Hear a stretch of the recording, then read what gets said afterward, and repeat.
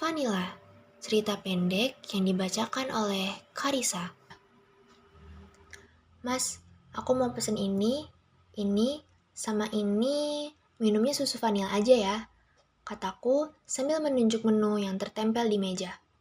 Kamu mau pesen minum apa? Biar makanannya samain kayak punyaku aja, kamu harus nyobain camilan kesukaanku. Boleh deh, kata Rosi. Aku minumnya samain juga ya, susu vanilla. Hehe. Selagi mencatat pesanan, si pelayan Mas Kevin mengangguk dan berkata, "Baik, tunggu sebentar ya." Aku mengernyitkan alis melihat ke arah Rosi. "Nggak apa-apa, aku juga penasaran seenak apa susu yang katanya spesial ini sampai bisa ramai kayak gini tempatnya," kata Rosi. "Oh iya, jangan beli air putih ya. Di sini harganya lumayan. Aku nggak pernah lupa bawa air putih di tumbler kalau kemana-mana. Kamu tahu kan, aku suka tiba-tiba pengen minum tanpa alasan meskipun lagi nggak haus." Lanjut Rosi dengan senyuman singkat. "Iya, aku tahu. Apalagi pas kamu kebetulan lagi gugup mau ngomong di banyak orang. Sampai keingetan. Padahal di ruangan saat itu AC lagi nyala seperti 2 minggu yang lalu." Jawabku bercanda. Membawa tumbler ukuran 500 mili sudah jadi kebiasaan Rosi dari lama, sebelum kita bertemu. Dia pernah bercerita kalau dia masih punya trauma dan bahwa tumbler adalah sebuah janji dan bentuk rasa syukur baginya setelah apa yang terjadi. Meskipun apa yang diceritakan Rosi samar-samar tidak jelas, mungkin aku tidak perlu tahu. Aku menghela napas. Mungkin Rosi tidak akan pernah menceritakan kejadian ini ke siapapun. Aku bisa merasakan dari cara dia berbicara. Hari ini, 2 tahun yang lalu, aku, Rosi, baru pindah rumah ke kota pahlawan, Surabaya. Berlokasi di pinggiran kota, tapi tidak jauh dari alun-alun Surabaya. Gaya rumah yang modern, tapi minimalis. Seperti yang kita impi-impikan sejak lama, kata Mama.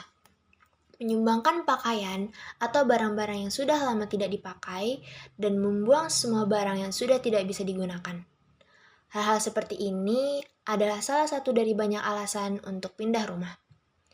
Karena sekarang di rumah terlalu banyak barang dari zaman nenek buyut. Sampai-sampai makan perlu banyak ruang, kata Mama, sambil merapikan meja setelah makan malam. Tempat kecil kayak gini jadi terasa semakin kecil. Kemungkinan untuk berkemas semua barang pun tidak banyak, meski harus dipilah dan bersihin satu persatu. Bisa-bisa lapisan cat tembok yang lembab dan kayu yang rapuh yang malah bersandar pada barang-barang itu, sahut ayah. Alasan Mama pindah rumah cukup sederhana. Pengen membuka halaman baru, sayang. Itu yang dikatakan Mama sambil membelai halus rambutku. Setelah aku bertanya, harus banget pindah rumah. Kenapa? Setiap minggu topik itu selalu muncul ketika makan malam. Mama hampir setiap hari, terutama waktu malam sebelum tidur, masuk ke kamar lalu ngomongin soal aku harus tahu apa-apa aja yang harus disiapin. Dari yang penting banget sampai enggak begitu penting. Jadi setiap hari bisa aku ingat dan gak akan ngerepotin saat waktunya pindah rumah tiba nantinya. Meski sudah bosan, aku paham maksud Mama. Dan salah satu hal penting lainnya, soal etika dasar bersosial di kota kelahiran nenek. Ingat, Pi, kita dari Jakarta, kata Mama. Orang Surabaya memang terkenal bahasanya yang kasar, terdengar sembarangan. Nggak sedikit muncul berita-berita di koran atau di TV kalau orang Surabaya sering ribut antar warga. Tawuran antar sekolah yang padahal bisa jadi di antara mereka yang berhasil mengadu domba satu sama lain. Meskipun informasi pada berita tertulis diduga pria ini mabuk dan memicu keributan, atau gara-gara dendam wanita ini nekat selingkuhi pacar di depan mata. Tapi yang perlu kamu tahu, berita yang beredar tidak selalu benar. Lanjut Mama. Kamu jaga hubungan baik sama semua orang ya sayang. Itu yang penting. Iya Mah, Empi tahu kok, balasku. Empi bisa jaga diri. Saat aku berumur 9 tahun, aku sudah terbiasa dengan panggilan itu. Entah sejak kapan Mama memberi nama panggilan itu, Mama juga pernah memberi alasan. Seperti gadis desa. Mama kangen momen masa kecil di desa. Dan juga lebih singkat. Meski kadang sesekali, Mama masih manggil Rosi, Rosi. Entah apapun itu artinya, tapi yang aku tahu, aku suka saat mendengar darinya. Seiring waktu berlalu, seperti baru kemarin masih mendiskusikan ini dan itu soal pemindahan rumah, 5 hari lagi aku masuk ke sekolah baru di SMA 2 Surabaya. Aku penasaran bagaimana lingkungan di sini. Ada guru killer atau enggak? Di kantin apa ada bakso aci dengan rasa yang sama seperti di Jakarta? Aku penasaran apakah bullying di sini masih ada atau sekedar permainan-permainan circle pertemanan tertentu yang enggak gaul, enggak ditemenin, atau yang handphonenya yang bukan iPhone, gak boleh ikut kumpul. Kalau kata salah satu teman lama. Ya, meskipun kebiasaan bully-membuli akan selalu ada dimanapun, pikirku. 2 hari setelah masuk sekolah, bener aja pengalaman hal yang konyol seperti ini terjadi. Entah itu termasuk bullying atau bukan, aku tidak tahu. Waktu lagi istirahat, tidak lama saat baru makan di bangku kosong di kantin yang aku tempati, tiba-tiba 3 siswa berlari dari arah pintu masuk diikuti 2 siswi lainnya yang datang memenuhi bangku yang kosong tanpa ragu. Tanpa melihatku, tanpa permisi, seolah aku tidak ada di sana. Wajar saja, mungkin satu geng, pikirku. Di tengah obrolan dan candaan di antara mereka, seorang siswa yang duduk di depanku bertanya, "Anak baru ya? Lagi makan apa?" Aku mengangguk dan menjawab, "Iya, lu kan yang udah lama di sini, lu harusnya tahu apa yang lu lihat, apa yang lagi gue makan." Kayak nanya, kataku dalam hati. Judes adalah kata yang sudah biasa aku dengar dari lama, sejak waktu SD mungkin. Di kasus lain, aku nggak bisa menyembunyikan lagi emosi yang ada saat dua kombinasi bad mood atau hate jadi satu. Salah satu akibatnya bisa terlihat dari ekspresiku. Tapi sebaliknya, di suatu seperti saat ini, entah kenapa, aku hanya tersenyum sopan, menahan amarah. Setelah menghabiskan makan siang, aku berdiri, beranjak kembali ke kelas. Tidak lama anak-anak geng yang satu meja denganku tadi juga berjalan ke arah yang sama. Padahal aku tahu mereka nggak satu kelas denganku. Setelah ke kasir, aku berjalan ke pintu keluar. Langkah demi langkah melewati deretan bangku-bangku meja makan, suara tawa saling sahut menyahut. Kebisingan bisa menyaingi musik DJ yang lagi main di klub. Tiba-tiba, kompriang! Bunyi nyaring nampan aluminium terjatuh. Suara nyaring dari belakang terdengar membuat seisi kantin sempat hening sejenak. Aku menoleh ke belakang dan melihat salah satu anak yang tadi duduk di bangku sebelah kiri. Rizal namanya. Aku pernah mendengar sesekali kalau dia anak yang paling usil di gengnya. Di hari pertama usai sekolah, saat hendak menuruni tangga, aku mendengar nada bicara yang tinggi. Suara sentakan mengisi di bawah terik sore hari itu. Satu persatu para siswa berdatangan dan berkumpul untuk melihat apa yang sedang terjadi. Seperti ada yang sedang bertengkar dari arah lapangan. Meski sudah mencoba menghindari kerumunan, aku mendengar salah satu anak berkata, "Halah, Rizal paling cuman caper ning adik kelas, koyok biasane." Dan bla bla bla. Entah apa yang dibicarakan, aku belum begitu mengerti karena belum paham bahasa Jawa. Rizal dengan nada tinggi sambil mengacukan tunjuknya kepadaku. "Heh, lek melaku motornya digandel lo. Seragamku kecipratan sisa makanannya uang iki loh." "Hah?" Jawabku pelan karena nggak ngerti apa yang dia omongin. Lalu aku mendengar salah satu teman perempuannya yang berjalan di belakangnya maju perlahan dan berbisik. "Ojo ngawur Zal, senengane ngarai area anyar ae." Perempuan itu menarik lengan baju Rizal dan segera keluar kantin melewatiku dan berkata, "Maaf ya mbak." Aku hanya mengangguk. Hampir semua orang melihatku. Aku pun berjalan kembali ke kelas. Perasaan marah dan malu bercampur jadi satu. Tapi disinilah aku pertama kali melihat wajah Anca menyaksikan drama ala anak SMA seperti di sebuah film. Dia hanya melihat sekilas dari bangku yang berada di dekat pintu. Dengan pandangan mata yang cuek, lalu melanjutkan obrolan dengan temannya, Reno. Sepulang sekolah, saat berjalan menuju halte bus Warawiri, salah satu perempuan yang menarik Rizal keluar kantin, sebut saja Lili, berjalan dan menghampiri menyapa. Halo mbak, tadi nggak apa-apa kan? Maafin temanku ya, dia emang suka cari gara-gara, terutama sama anak baru. Iya, aku nggak apa-apa kok. Makasih ya, tadi aku sempat dengar mbak bisikin sambil narik dia keluar kantin. Jawabku dengan perasaan sedikit lebih lega. Hanya Lili sendiri yang menghampiriku, dan sejak saat itu, Lili jadi salah satu teman beda kelas pertamaku. Saat setelah Lili menjelaskan kronologi kejadian di kantin sambil menunggu bus yang datang, Lili sempat menyebut nama dua orang yang pada waktu itu tidak aku kenal. Aku bahkan tidak ingat nama teman sekelas.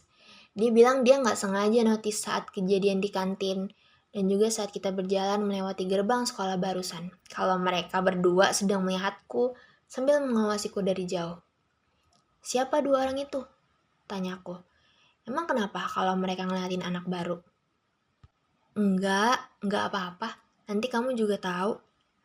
Balas Lili, membuang muka dengan senyum tipis. Saat sedang melihat orang-orang sekitar yang sedang menikmati hidangan sambil menunggu pesanan tiba, dengan ekspresi menahan tawa, Rosi bertanya, kamu tadi lihat name tag mas tadi nggak? Enggak, emang kenapa? Jawabku. Namanya Kevin C. Tahu nggak C-nya apa? Balas Rosi. Copet, sahutku dengan cepat sebelum Rosi sempat menjawab. Orangnya datang. Kita berdua tertawa. Mas Kevin berjalan ke arah meja kami dan memastikan ulang pesanan agar tidak keliru dan mengambil nomor pesanan yang ada di meja. Seraya berjalan ke meja pengunjung lain, dia memberi kode kepada pelayan yang berada di dapur untuk membawa makanan yang siap disajikan untuk kita berdua. Betapa lelucon kecil seperti momen ini yang paling bisa bikin rindu. Kafe ini memang ramai terkenal dengan beberapa hidangan dengan nama yang unik. Contohnya, nama menu kepiting seperti Evil Crab, Death Crab, dan Crime Crab. Dengan varian level pedas yang berbeda. Dan gak sedikit orang juga yang bilang susunya gak kalah enak. Karena itu kafe ini viral di TikTok. Hampir setiap malam tempat ini selalu penuh. Tidak sedikit juga meja yang udah reservasi, bahkan khusus untuk malam minggu. Tak ada satu pasang meja pun yang tersisa. Tempat ini menyimpan banyak kenangan antara gue, teman-teman, dan juga Rosi. Dulu setiap weekend, kita ngabisin waktu bermain Uno, kart, dan Uno Stako di sini. Emang lo gak punya mainan selain Uno ini, Dit? Tanyaku pada waktu itu. Ada sih, cuman lo gak suka, makanya gue bawa ini aja. Lagian seru kan? Yang kalah kena hukuman telinganya dijepit pakai penjepit jemuran. Balas Adit. Biar malu sama sakit jadi satu. Kurang dari setengah jam setelah menghabiskan makanan dan merapikan meja lalu pulang, berjalan menuju tempat parkir saat mengenakan helm, Rosi bertanya, Cak, kamu ingat gak gimana kita pertama kali ketemu? Aku mencoba mengingat persis apa yang sedang terjadi 2 tahun yang lalu dan berkata, aku gak ingat. Tiba-tiba banget nanya kayak gini. Kenapa? Tanyaku. Sambil memakai helmnya, Rosi menghela napas dan tersenyum tipis, lalu kembali dengan wajah datar diam. Aku mencoba mengalihkan obrolan, karena aku sadar Rosi pernah beberapa kali seperti ini. Mungkin sekarang Rosi sedang dilanda kecemasan ini itu dari masa lalunya lagi. Aku membincangkan mata, melirik lewat spion motor. Dia sedang minum air putih di tumbler yang dibawa saat berjalan pulang. Gimana? Cocok gak kombinasi camilan sama susu kesukaanku tadi? Tanyaku. Ada jeda beberapa saat sebelum Rosi menjawab, seolah dia takut salah memberikan jawaban yang bisa membuat suasana makin tidak enak. Iya, serius enak ternyata. Kayaknya next kalau kita kesini lagi, aku bakal nyobain susu vanilla mix tiramisu topping kacang deh. Jawab Rosi. Pernah lihat di FYP TikTokku, banyak yang rekomendasiin juga. Aku melihat wajahnya dari kaca spion yang aku arahkan ke dia. Yang tidak dia sadari, aku tersenyum saat melihat dia tersenyum lembut, seolah dia sedang baik-baik saja. Setelah sampai mengantar Rosi ke rumah, tanpa mengobrol lama tidak seperti biasanya, dan menyapa Ibu Rosi, dia menatap mataku dan memberi semacam kode kedipan mata. Seperti anak emas yang mempunyai indera keenam, aku adalah salah satu orang yang ahli membaca pikiran manusia hanya dalam hitungan detik. Mungkin Ibu Rosi menganggap aku tahu langsung apa yang dia maksud, dan iya itu benar. 4 hari yang sebelumnya, "Sini nak, masuk." Ibu Rosi berjalan menuju ruang tamu menyuruhku segera duduk di sofa dengan suara berbisik. Sambil menunggu Rosi menyelesaikan make-upnya. Beberapa hari atau minggu ke depan, si Empi gak bisa keluar karena Empi mau bantu-bantu ibu untuk menyiapkan keperluan-keperluan lain.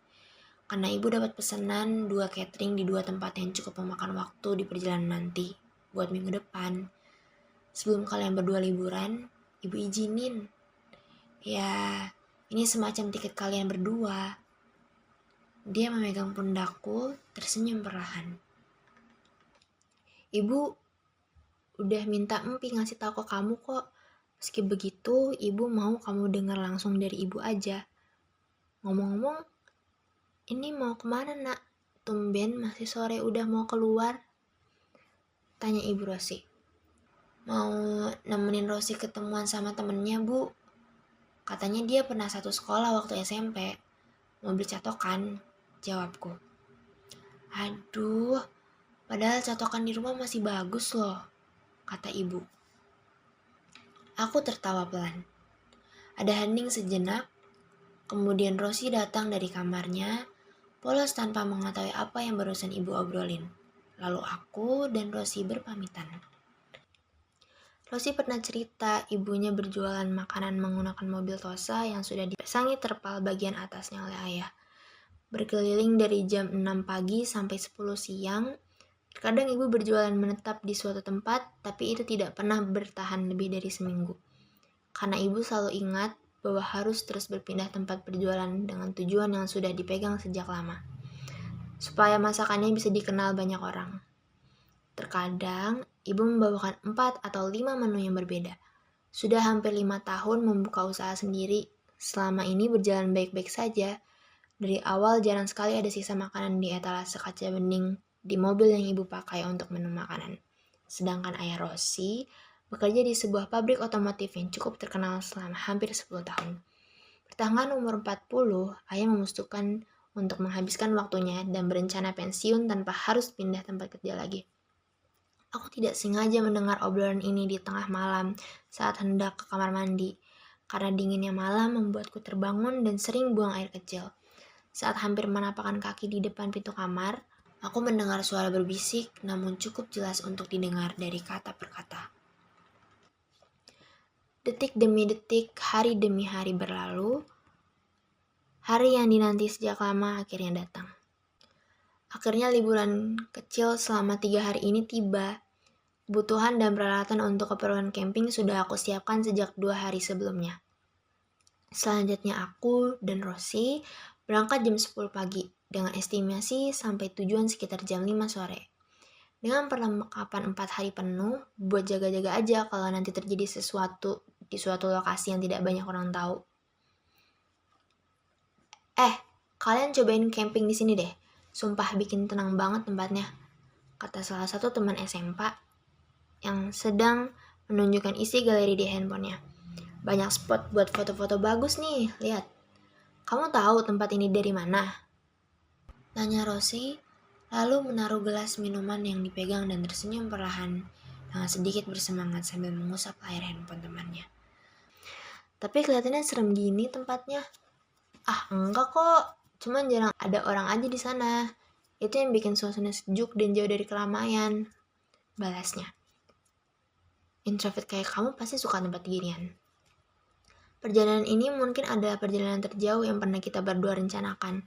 Selama 6 bulan terakhir hanya berkeliling kota, seminggu sekali hampir selalu makan di tempat yang sama. Sampai-sampai kita saling kenal dengan beberapa pelayannya yang bekerja di shift yang sama. Meskipun pernah ada yang menyapa saat bertemu di jalan, aku mengenal wajahnya tapi begitu samar mengingat nama orang yang baru aku kenal. Ini adalah salah satu kelemahanku, mengingat nama-nama orang yang tidak selalu berinteraksi setiap hari bagiku, seperti melewati jalanan yang setiap hari aku lewati tanpa tahu nama jalan itu apa. Aku wis teko ngarep uang dodol sego goreng 99 yudit, atau ojo lali mengko ketemu ning Alfa cedak bakul kerupuk. Menghafal tempat apa yang ada di sana adalah caraku mengenal jalan lebih mudah daripada mengingat nama jalan itu sendiri. Aku merasa aku orang yang aneh. Waktu berlalu begitu cepat saat mengendari mobil sambil menyalakan tap. Saat suasananya begitu hening, waktu terasa begitu lambat, entah mungkin ini hanya kalimat yang tiba-tiba muncul di kepalaku. Perasaan bosan muncul karena terlalu fokus menatap jalan membuat mulutku terbuka, menguap, dan mataku mulai ngantuk. Aku melihat Google Maps offline yang sempat aku akses sebelumnya di handphone yang aku tempel di dashboard. Sisa jarak tempuh beberapa puluh kilometer lagi, dengan estimasi kita akan sampai ke tujuan 37 menit. Tidak ada saluran radio yang masih aktif, hanya terdengar bunyi pip sejenak beberapa menit yang lalu.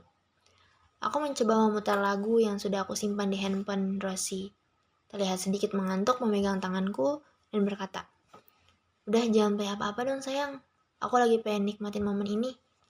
Aku melihat ke arah Rosie, lalu mengangguk pelan. Lamunan hening di dalam mobil membuat jarum jam tangan berdenting mengisikan kesunyian.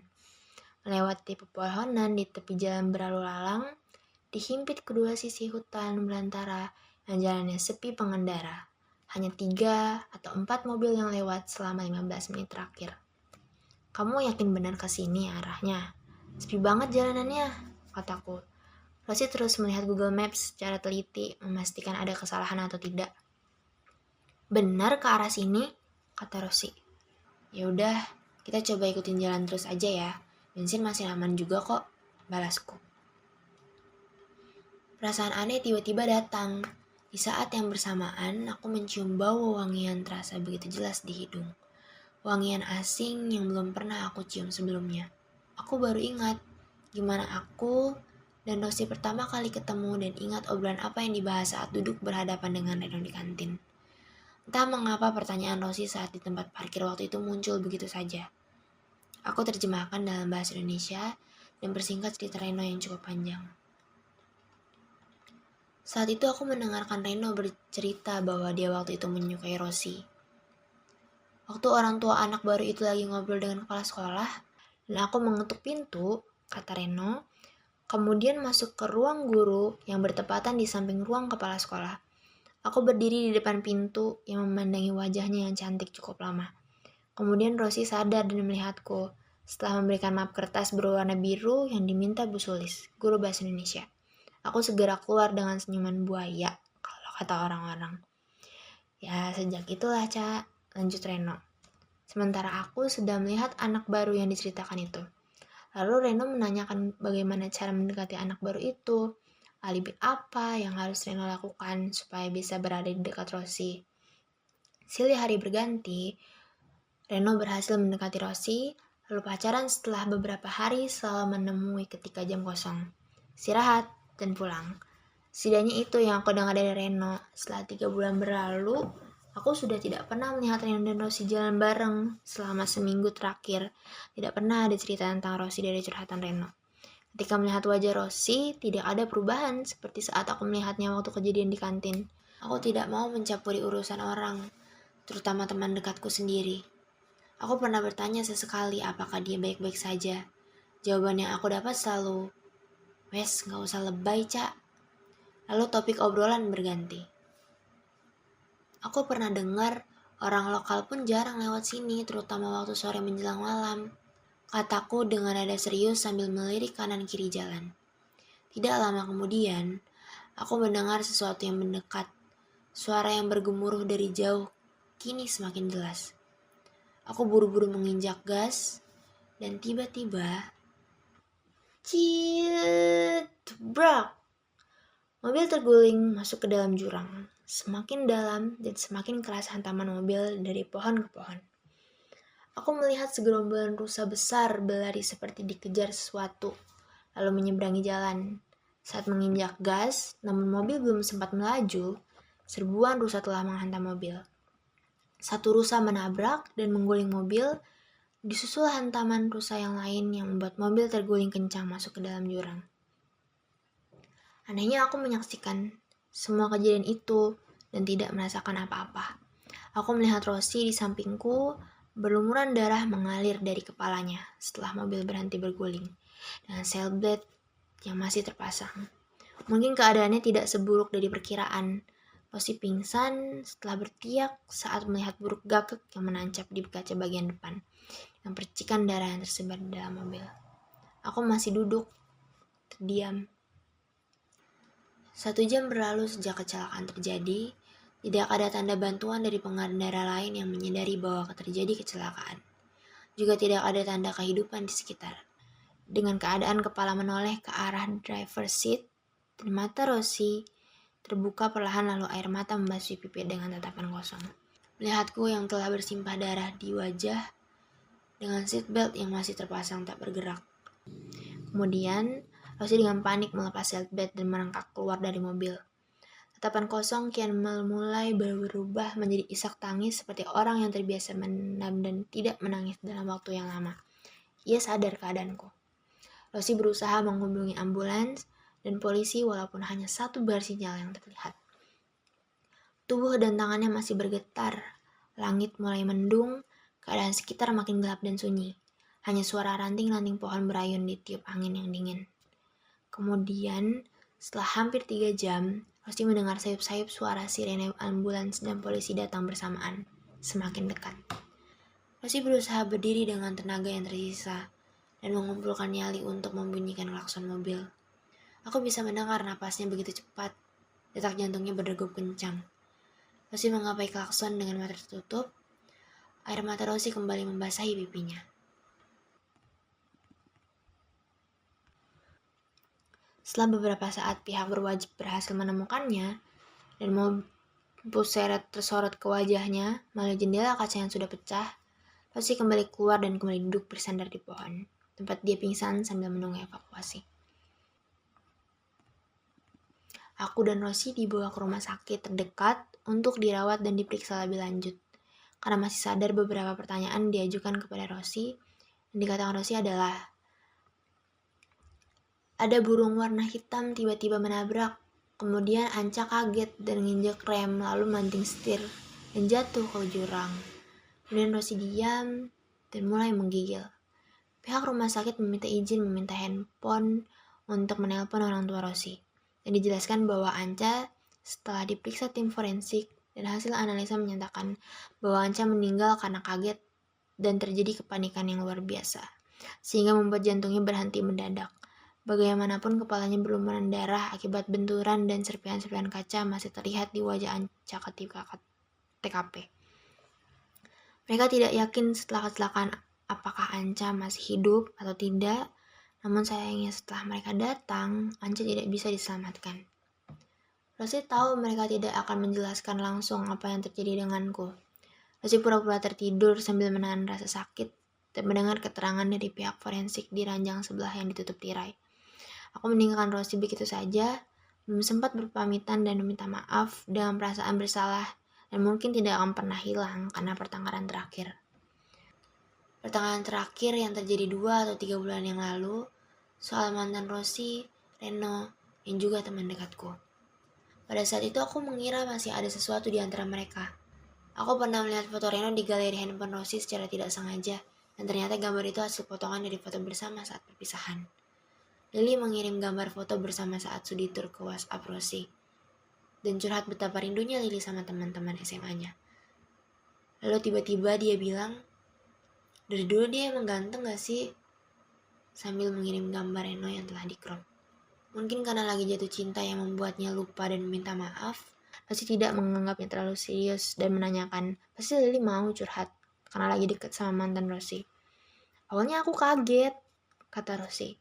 Aku kira kamu ada maksud jelek waktu ngirim itu. Ketika Rosi dan aku lagi jalan-jalan di pinggir kota mencari jajanan, Rosi melihat dan menyapa Lily bersama 2 temannya. Lily merasa ada yang perlu dijelaskan langsung denganku. Soal dia mengirim foto Reno seminggu yang lalu. Obrolan itu berlangsung ketika Rosi mengantri minuman yang kebetulan waktu itu lagi ramai. Lili menjelaskan kepadaku dari gimana dia tiba-tiba curhat dan mengirim foto Reno yang sudah Lili crop ke Rosi.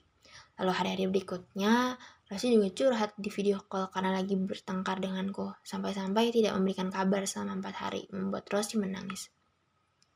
Aku merasa ada yang salah. Hari demi hari berlalu, perasaan itu semakin menjadi beban seperti setiap masalah yang ada. Yang aku lakukan hanya berlari, menghindar. Tanpa alasan yang jelas, setetes air mata membasahi pipiku yang berlumuran darah. Ini mungkin karena aku menangis tepat di samping Rosi, menyaksikan ini semua. Kejadian ini terjadi begitu cepat.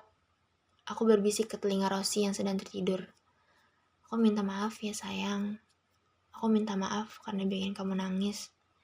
Aku minta maaf ini semua bisa terjadi. Aku berharap kita bisa ngobrol lagi. Aku harap kamu bisa mendengarku. Karena aku sayang kamu.